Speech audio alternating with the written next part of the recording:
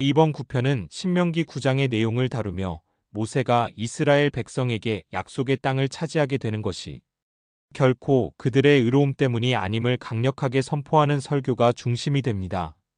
그는 이스라엘의 가장 큰 죄악이었던 금송아지 사건을 생생하게 다시 상기시키며 그들의 목이 곧은 반역의 역사와 그들을 위해 목숨을 걸고 중보했던 자신의 기도를 통해 하나님의 무조건적인 은혜와 용서를 가르칩니다. 랍비들은 이 설교를 통해 인간의 공로가 아닌 오직 하나님의 은혜로 구원받는다는 위대한 진리를 발견했습니다. 신명기 라바 제9편 너의 의로움 때문이 아니니라.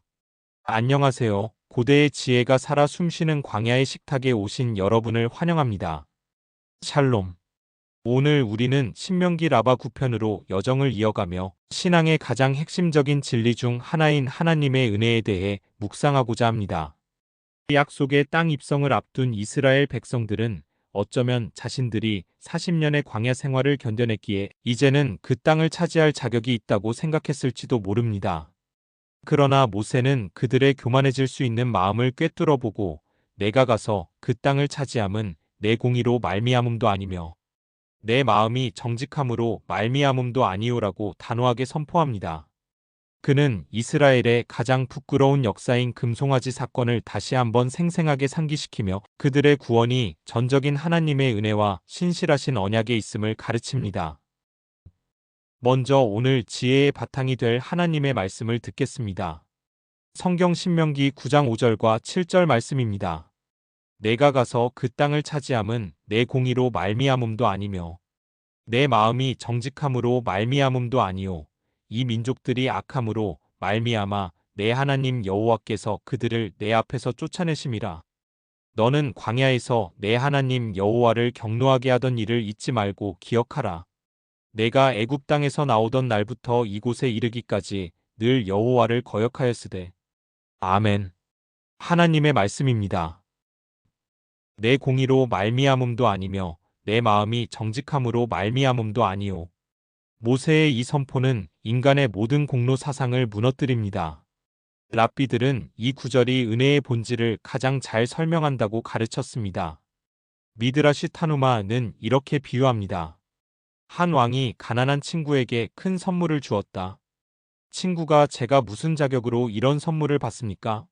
라고 묻자 왕은 너의 자격 때문이 아니라 너와 나 사이의 우정 때문이다라고 답했다. 이처럼 이스라엘이 약속의 땅을 기업으로 받는 것은 그들의 자격 때문이 아니라 그들의 조상 아브라함, 이삭, 야곱과 맺으신 하나님의 신실한 언약과 사랑 때문이었습니다. 모세는 이스라엘이 얼마나 하나님을 거역했던 백성인지를 상기시키기 위해 그들의 가장 큰 죄악인 금송아지 사건을 자세히 이야기합니다.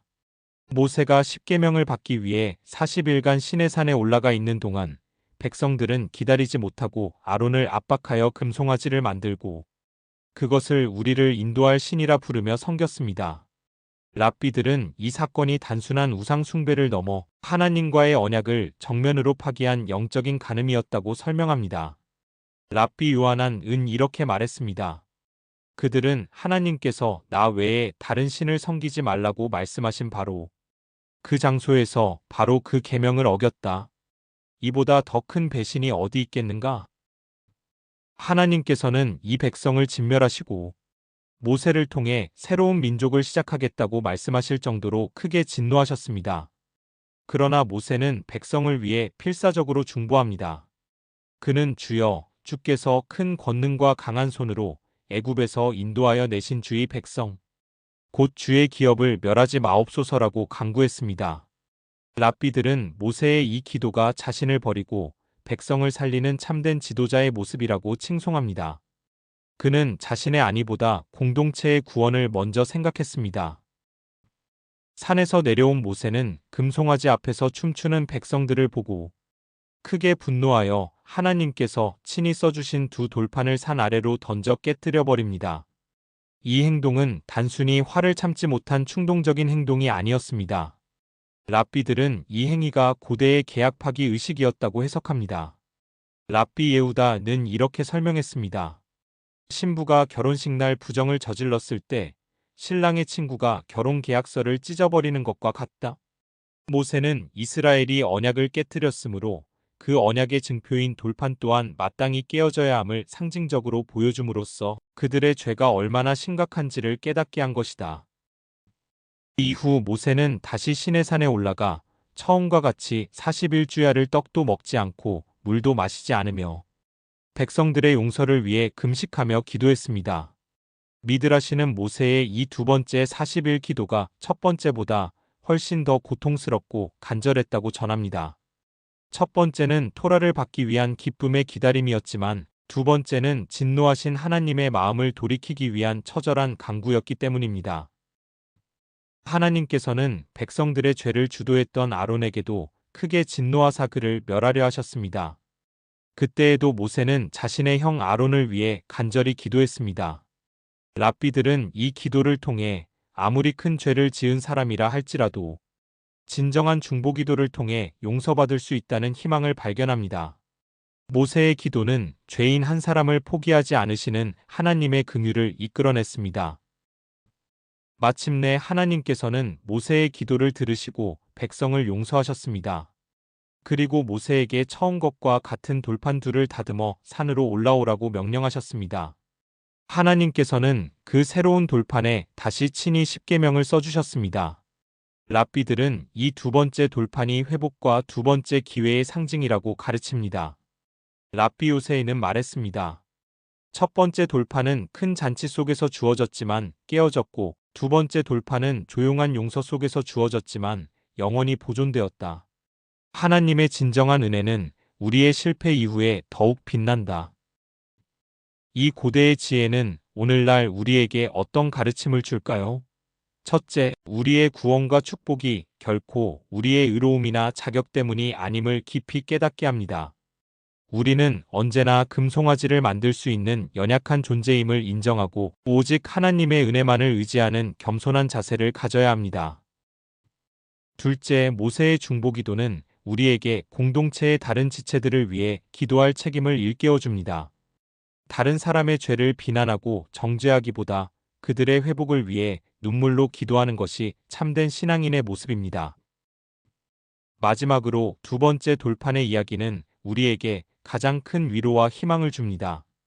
우리가 아무리 큰 실패와 죄악으로 인생의 돌판을 깨뜨렸다 할지라도 진심으로 회개하고 하나님께 나아갈 때 그분은 언제나 우리에게 새로운 돌판을 준비하시고 새로운 시작의 기회를 주시는 분입니다.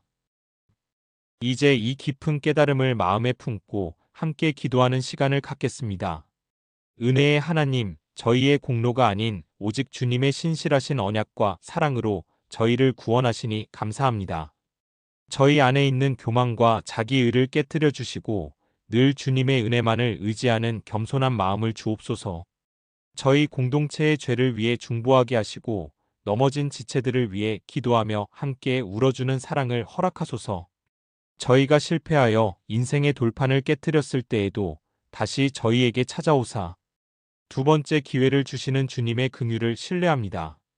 우리의 영원한 중보자 되시는 예수 그리스도의 이름으로 기도드립니다. 아멘. 사랑하는 여러분, 이번 한 주간 여러분의 모든 자랑이 오직 하나님의 은혜 안에 있기를 축복합니다. 여러분이 속한 공동체를 위해 눈물로 중보하며 넘어진 이웃에게 기꺼이 두 번째 기회가 되어주는 복된 삶을 사시기를 간절히 소원합니다. 다음 시간에는 이스라엘이 지켜야 할 언약의 핵심을 다루는 신명기 라바 시편으로 여정을 이어가겠습니다. 광야의 식탁 오늘 순서는 여기서 모두 마치겠습니다. 샬롬.